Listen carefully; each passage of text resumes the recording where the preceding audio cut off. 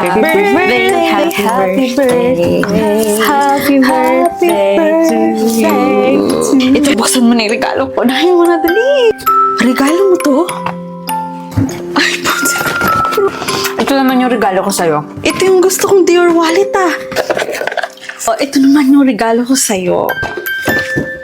Hala! Kailangan na kailangan mo yan, lalo magsisimula ka na maging content creator. Kasi ito nakita ko kanina.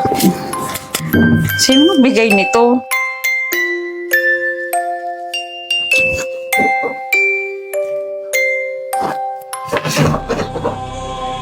Kanino galing to? Bakit ano bang nakasulat? Curious naman. Ano nakasulat dyan? Wala. Uy, okay ka lang ba? Kanina ka patahimik ka. Kanina ko pala papansin. Josephine, ano nangyari dyan sa kamay mo? Ha? Ay, oo nga no. Baka sa siguro, sa insulin. Alam mo naman, ang sugar, di ba? Tara, uy, karaoke tayo, tara. Kanta tayo, go on, go on.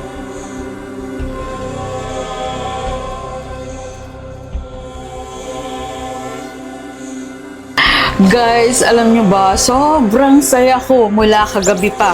Ang daming nagtitext sa akin, mga family, mga friends, mga high school friends nila ako. Sinasabi nila na mahal nila ako. Tapos, mamimiss daw nila ako. Ewan ko ba't nila sinasabi sa akin yun? Hindi naman ako mag-a-upload. Baka nakikita nilang mabait lang talaga. Yun lang, share ko lang.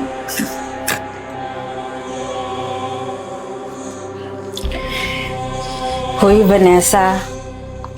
Happy birthday ulit ha. Alam mo, sa totoo lang, hindi ako vocal sa'yo. Hindi rin ako pala react sa mga stories mo. Pero isa lang ang sigurado, proud na proud ako sa'yo. Thank you. Bakit? Ba't ang lamig ng katawan mo? Galing ako sa pool, remember? Tara, balik na tayo sa pool. Mag-swimming tayo ulit. Tara. Vanessa, before your birthday ends, may gusto lang sana kaming sabihin sa'yo. May gusto din akong sabihin sa inyo tungkol sa sulat na to. Pero huwag kayong mabibigla ha. Vanessa, tinatakot mo naman kami. Anong nakasulat? Kasi yung nakasulat dito ay... Anong nakasulat dyan? Patay na kayong tatlo.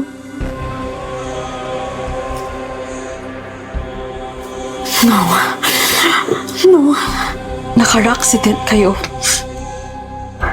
Nung papunta kayo dito. Kaya sabihin na natin.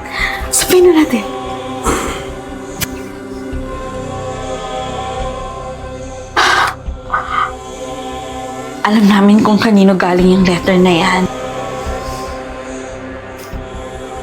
It's a prank! It's a prank. Siguro grabe yung takot mo na nabasa mong letter, no? Kanina pa nga ako namumutla. Ba't natawag kong boyfriend ni Vanessa?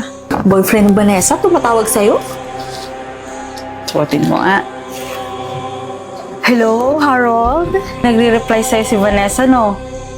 Sa totoo lang, busy kasi talaga kami dito. Pero don't worry, walang lalaki dito. Wala kang dapat pagsilosan.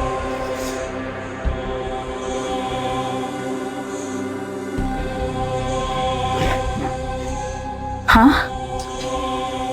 Okay ka lang?